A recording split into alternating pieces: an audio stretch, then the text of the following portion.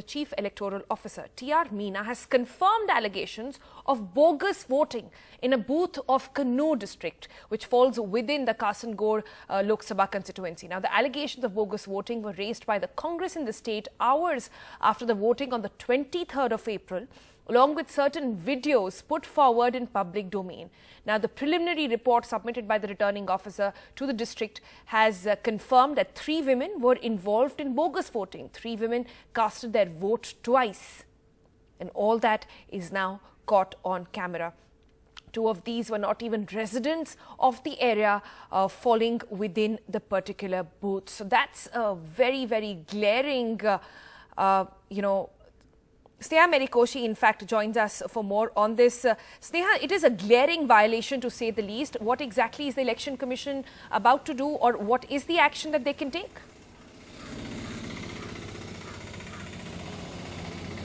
Well, the Election Commission, when asked whether there will be any repolling, have said that decision has not been taken, and that is something that the Election Commission will be deciding upon. So whether there will be repolling or not, that has not been decided by. But how is this established?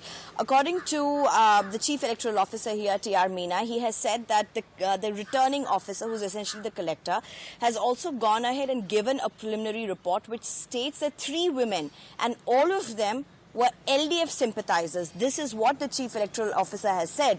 Now, 3 women went ahead and did bogus voting. 2 of them did not even belong to that particular polling booth, were not residents of the area under that particular polling booth.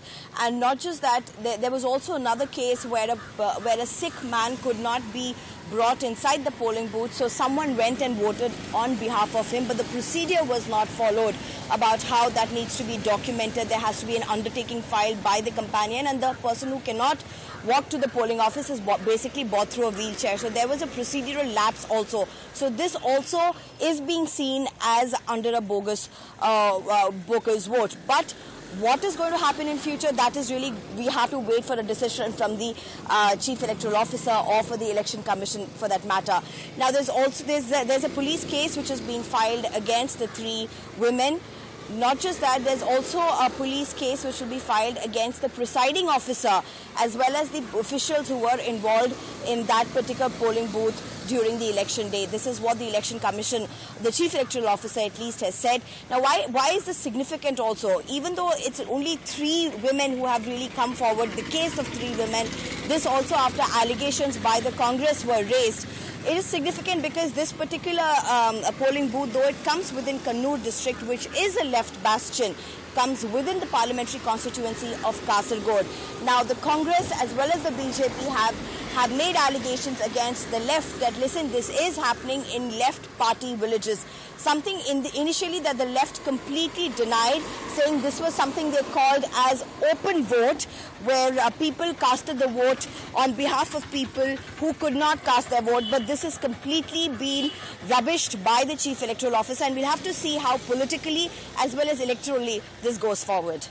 So how is it that the ink in their hand was not noticed? How is it that people over there did not notice? So there are several lapses, even by booth managers who were sitting there. Perhaps it's the case we need to follow in detail. Thank you, Sneha, for bringing us the details.